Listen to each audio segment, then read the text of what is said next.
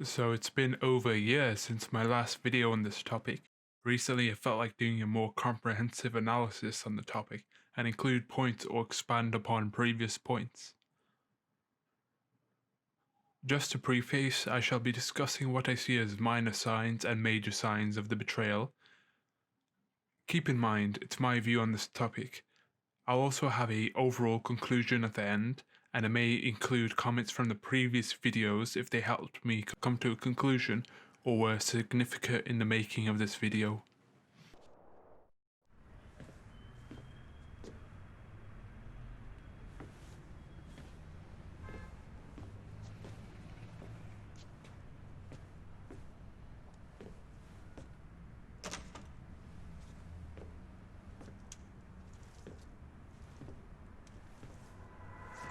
What are you doing, Carl? Brian, stop it!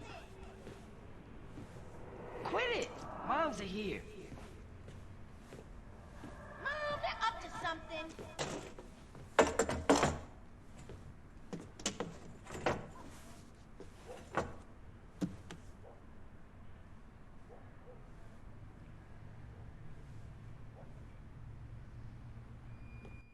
You picked the wrong house, fool! Hey!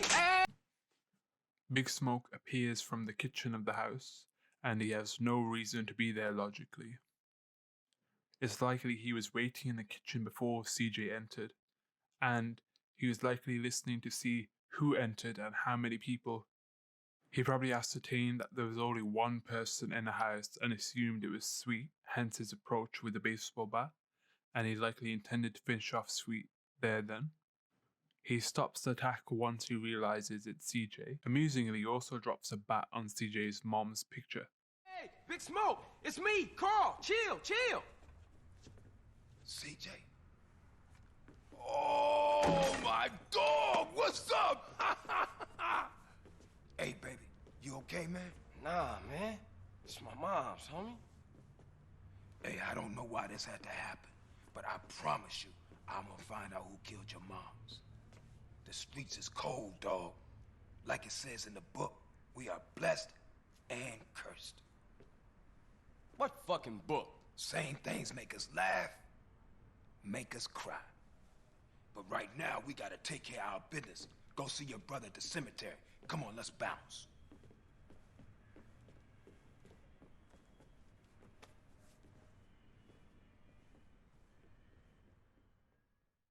You wanna drive? Yeah, that's cool. Nice car, Smoke. You know me. It's not cut. Keep the value in it. Keep it real. Also interestingly, he starts to say his random quotes as well, which he probably said to bring attention away from himself so CJ wouldn't question what is Big Smoke doing there in his kitchen. Like it says in the book, we are blessed and cursed. What fucking book? Same things make us laugh, make us cry. And he also starts to encourage CJ to leave the house as well, once again probably trying to drive away the attention from himself, as you can see with his hand movement. CJ then also comments on Big Smoke's car, saying it's quite nice, and the car itself likely was obtained due to drug dealing. So in this chase sequence, the baller's car does not shoot at Big Smoke, even though he's the easier target, but it could be argued that it's just a game mechanic. Oh, shit, a baller's car's onto us. Split up. Keep up, motherfucker. The baller's car decides to go after the sole leader rather than the two other OGs, even though one would be an easier target, so Big Smoke, and then they could easily kill the other two as well, Ryder and CJ potentially. This shows that Sweet is the main target and they're not really interested in Big Smoke or Ryder despite their high status in the gang. Out of here. Same old CJ. Buster. Straight Buster. Now this one is one that I'm not really too sure on, but in this mission you're told to buy some food. Ryder shows up and attempts to rob the store, but he fails. This causes the cashier to pull out a shotgun and fire. If you notice, the cashier aimed at the closest target, which is CJ, and if he had better aim, he could have killed CJ. This may be an attempt at getting CJ killed, but again, I'm not really sure on this one. Oh, shit, run! Hey, you gotta keep it real, man. Man, nobody give a shit about the hood. I do. All they do is sell yay and ruin the place. No crack ever made a gang type. I don't know, man. What's up, y'all? What's up, CJ?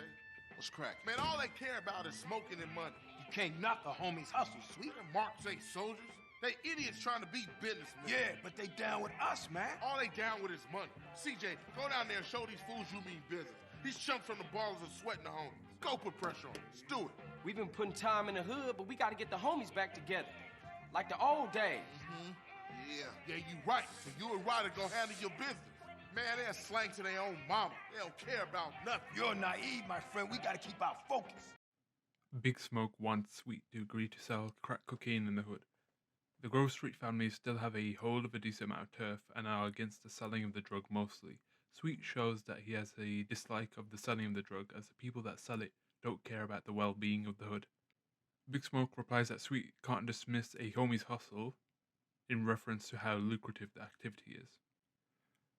Sweet also mentions how the Ballers have been selling crack to the family's gang, which is like a effort on the Ballers' part to slowly pick away at Grove Street families by turning their members into drug addicts. The conversation ends with Big Smoke stating that they should keep their focus. However, the focus of Big Smoke is the crack cocaine as it makes money, while Sweet's focus is the well-being of the hood / family's gang, both of which are things that are incompatible with each other. This disagreement between Big Smoke and Sweet shown early on is probably not a good sign when a higher up / OG of a gang is arguing with the leader about what they should do and what they shouldn't do. What's happening with you, Ryder? Respect has to be earned, sweet, just like money. So what you saying? You don't respect me? What I'm saying is, Speak up, nigga. I'm hungry. Ah, man, shit. Hey, what's Man going cannot on? live on bread alone. I know. I tried that shit. The mission drive-through starts with Big Smoke's comment of respect having to be earned just like money. Now Big Smoke is making this comparison and he's essentially saying that money and respect are similar. This is a jab at Sweet as he refuses to sell crack, so he's refusing to make that money, and so Big Smoke doesn't respect him due to his refusal. Sweet challenges what Big Smoke said, and Big Smoke realizes that he may have challenged Sweet a bit too much in this situation, so he resorts to food, as it's a matter which they joke about with Smoke due to his weight, and this leads to the dismissal of the previous situation. How moms get killed? We gotta talk about it. We all gotta talk about it. They was going for Sweet. How you supposed to know that? You know what people are like. Say they have love for you, but won't say a word. Too damn scared. Some people say they saw a green Sabre doing the work, then speeding away. Yeah, but people like to thought you talk, could don't try. they? Anyway, that's half of Santos you talking about. Yeah, you right. My bad. Hey, bruh. They had sprayed the house. I ain't see shit. Then in the ensuing car drive, CJ tries to prompt Sweet to talk about the mom's death. Sweet still is uncomfortable talking about it in general. Ryder then chimes in stating that they were going for Sweet.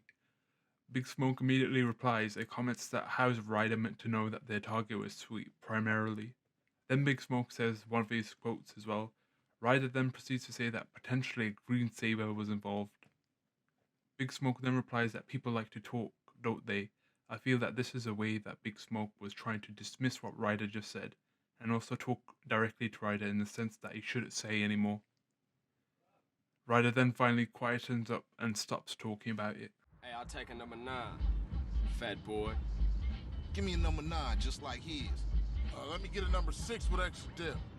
I'll have 2 number 9s, a number 9 large, a number 6 with extra dip, a number 7, 2 number 45s, 1 with cheese, and a large soda.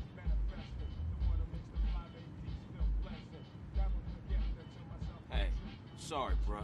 You know I gotta know about mine. I know, CJ, I know. I'm just trying not to think about it, is all. I mean, I didn't even know she was hit until it was all over. Yeah, right. Let's eat.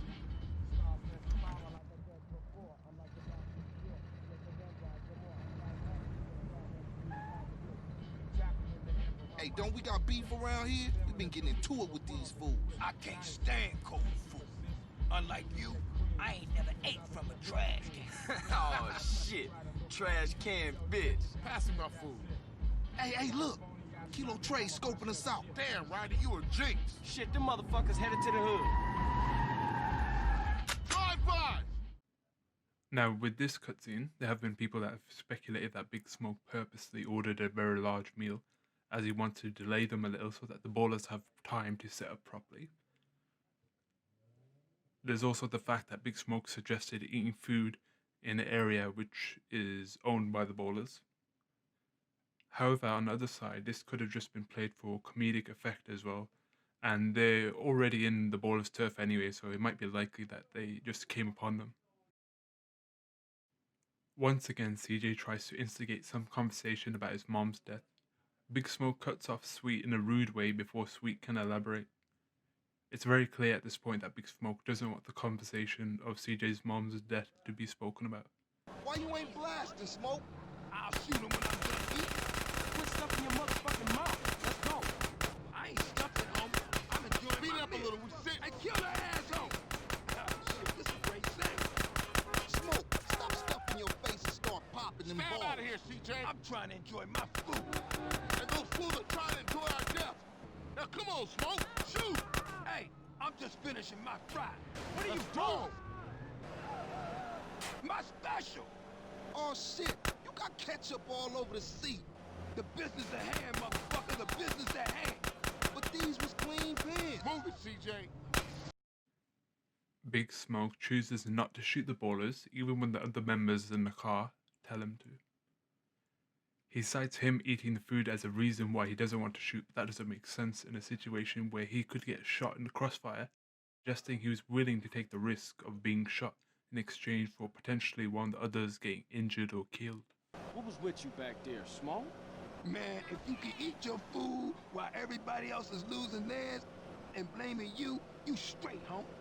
What? Nothing. Just some poetry I read. Hey, Smoke, tell me why you moved out the Grove. Man, got some money from my aunt.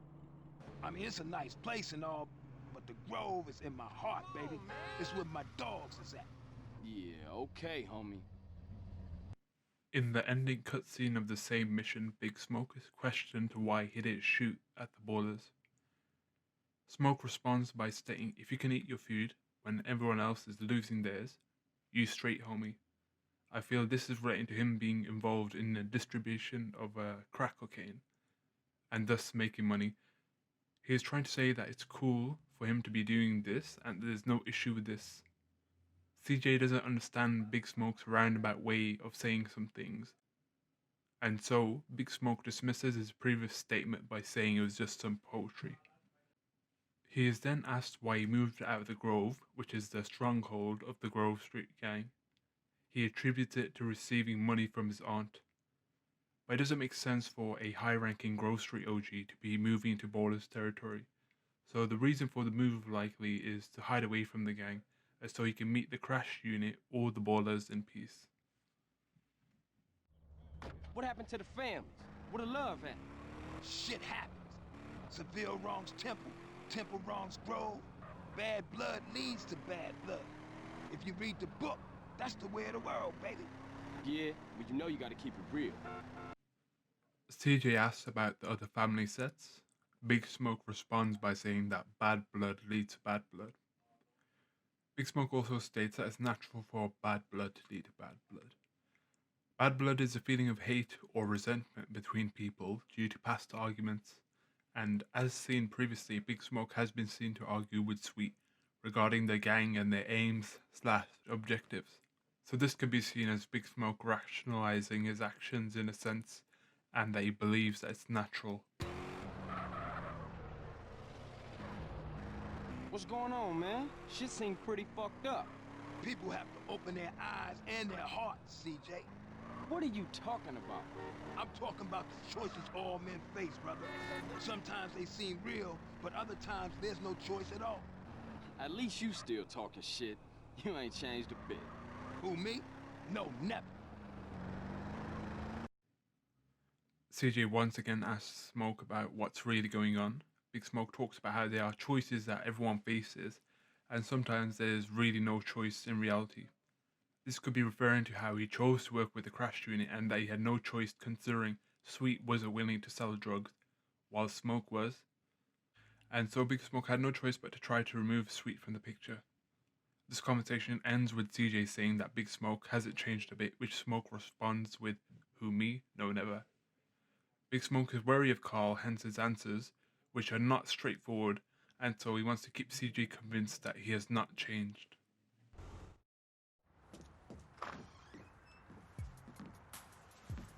Who? Asshole. Yo, Carl, see you around. Fuck they doing over here anyway? Punk ass police. Those nosy motherfuckers won't leave me alone. Think I'm Mr. Big or something. But I don't tell them shit. For me, it's all about my homeboy Carl. Yeah, whatever you say. The gang is real important, CJ. You know that. You down to represent, baby? Yeah. Look, my cousin is coming in town from Maine. I got to go scoop her up. All right, then. Come on. The crash unit come out of Big Smoke's house. Big Smoke immediately talks negatively of them and states to Carl that the gang and CJ are important. CJ does question why the crash unit come out of Big Smoke's house, but nothing more comes of it. What you want me to roll with you for anyway? No reason. I just wanted to get in the carpool lane. Oh, yeah? Yeah, man, just cool out, homie. Just chill. Your cousin coming here from Mexico. Yeah, me and her go way back. Way back. Ah, Smoke, you full of shit. Don't be prejudiced again in my presence, Carl. Everybody is my cousin. In this conversation, Smoke clearly lies about the purpose of the drive, which is likely the crash unit telling Big Smoke to sort out some Vagos that have likely not paid their dues towards the crash unit, or have been disrespectful, or have not agreed to work with the crash unit. Hence their appearance in the start of the mission cutscene. I ain't rolling with you no more, man, till you off that water, homie. It mess with your mind. Whatever you say, fool. You don't know what's going on. And what that mean? I ain't listening to no more of your bullshit. We got the guns. You ain't no gangster, homie. You what, smooth? You don't want no trouble. I keep it real. You wouldn't know real if it came and hit you in your cheeks, homie. What you could do if it gave you a hit first. I ain't listening to you, Carl. CJ expresses his disapproval of Ryder and his missions. In response, Ryder directly says to CJ that he doesn't know what's going on. This might be a slip-up by Ryder, and Ryder realizes that, and that's why he quickly moves the topic towards the guns, instead of elaborating on what he really meant.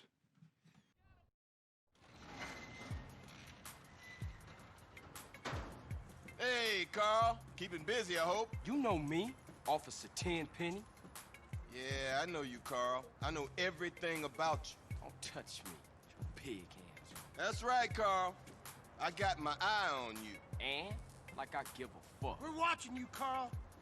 Motherfucker! What was that all about, baby? You tell me. Oh, hell, man. They got their nose in everything. Can't shit without Tenpenny taking an interest. The hell with him. Yeah, I guess. What's really up? Hey, thinking of taking a little ride. 3 Deep mentioned a little something that might put us deeper in the game. All right, I'm down.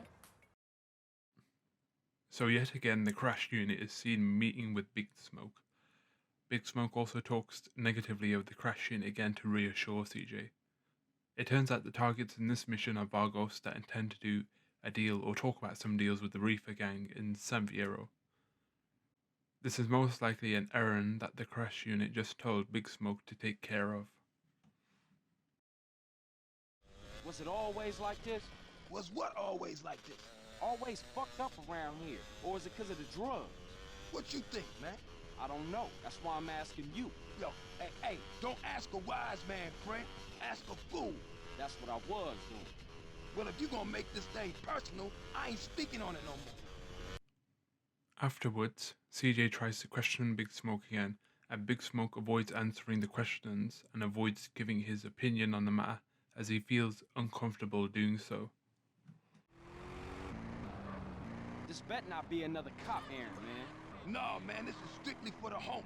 I gotta be honest with you, CJ. We could be getting into some heavy shit, baby. What you into, Smoke? Lot of shit about to go down, Carl. Families coming back, ballers pushing base, Russian cats with nothing to lose about to bust some ass. Russians? Now, all my life, I've been told to fear the Ruskies, but I ain't never even met one. Then the wall comes down and we all supposed to be friends. 5 minutes later, my cousin gets laid out by some Rusky fresh off the boat. For real? For real. In the following conversation, CJ recognizes that the previous missions have basically been him and Smoke sorting out errands for the crash unit.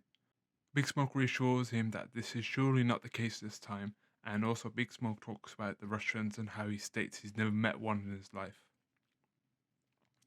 Then he states that his cousin got killed by a Russian as well, which is another obvious lie that Big Smoke fed CJ in order to convince him to help. Look, Carl, before I walk in there, I just need to know you down with this shit, man.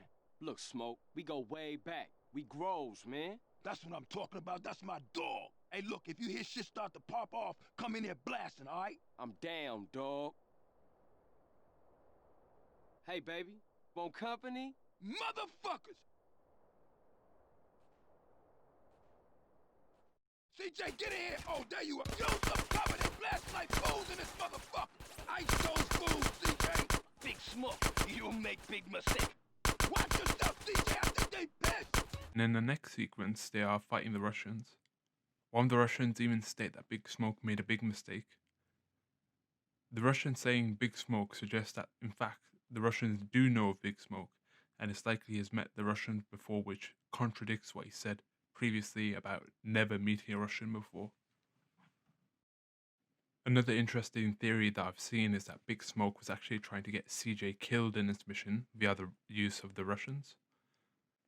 It also makes sense as the title of the mission is Just Business.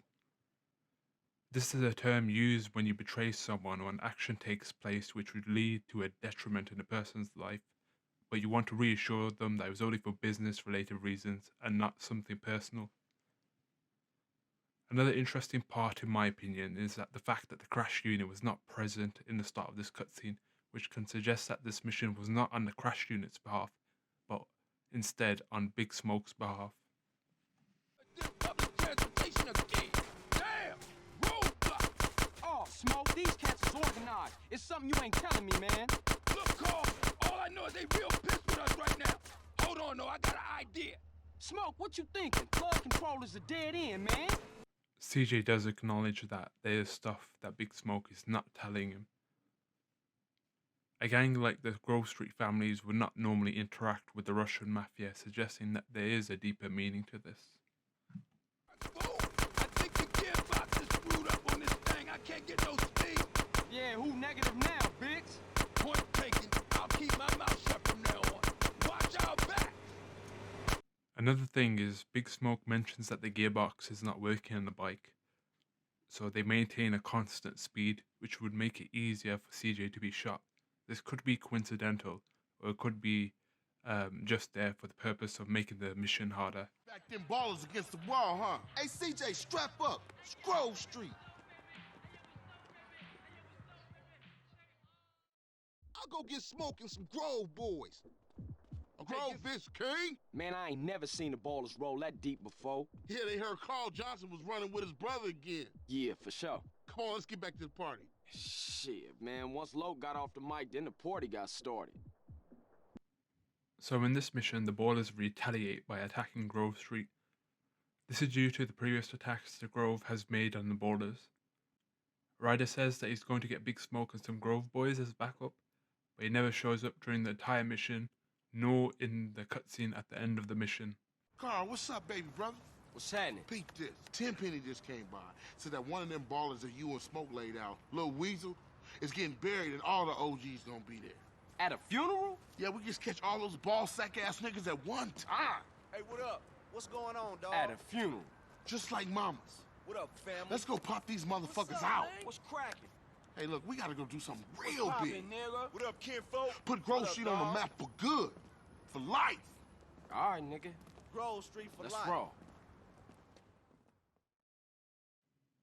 Tenpenny provides information to Sweet about some Ballers meeting up for a funeral. This leads to Sweet and CJ, who are Grove Street members, sneaking up onto the funeral and attacking said Ballers. This sounds very familiar to a mission near the start of the game, but the roles are reversed this time. Also, as far as I know, there were no missions in which CJ and Big Smoke went to kill some ballers. I don't like this, man. Look at all them other family hoods. They used to be Grove Streets. Relax. We straight, they straight. How about you, Smoke? Hey, I'm feeling a little exposed, but I'm good. This is the Los Santos Police Department. Everybody stay where you are. Oh, shit! All units, rock and roll. Man, what you doing? Carl, get back in, man. We out of here, baby. I ain't leaving my brother. I ain't no buster. Man, it's every motherfucker for himself.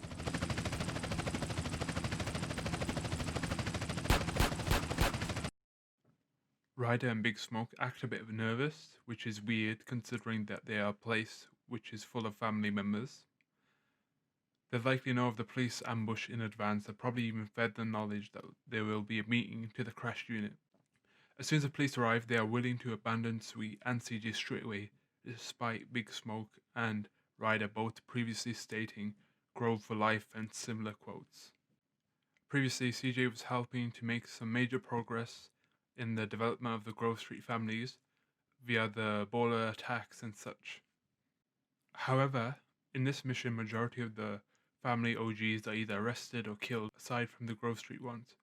This severely weakens the family set as they are missing their leaders or OGs, which leads to the perfect opportunity to take over in the next mission. Going down.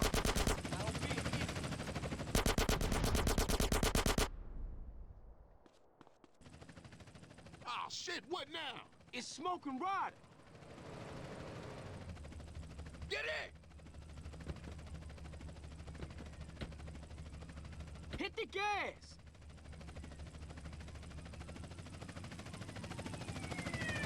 Hey, man, I'm running low. I got a K here. Just fucking antique. Chill, well, if it ain't the Pentagon. Now, Big Smoke and Ryder do return, but they likely only returned once they realize that Sweet and CJ may have survived. This may be by seeing that the helicopter was taken down, and they made a wise guess potentially. So they pick up Sweet and CJ to show that they were not traitors. What the fuck? Too low. You'll kill us all. Back up, Smoke, back up. Hell no, I'm going through. Oh, man, we gonna die. Oh, shit! Slow down, Smoke, slow down. Oh, shit, the brakes is out.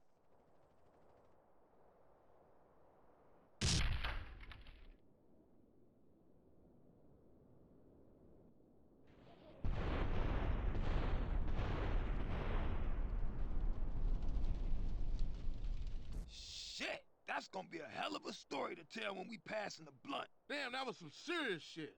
Woo! Fuck this. We gotta get out of here. Ryder's right. Everybody split up. We'll meet up later. Now, Big Smoke powers through the alleyway and states that the brakes are out. It could be a way of Big Smoke attempting to get rid of Sweet and CJ by bailing out the car. This is supported by the fact that the other three get up later than Big Smoke does. Hanging around a dope spot. So what? Just watch, homie. What the fuck? Oh, no. Shit, Smoke, what you into? Shh, that's it. Look at that ride. That's the motherfucking green Sabre.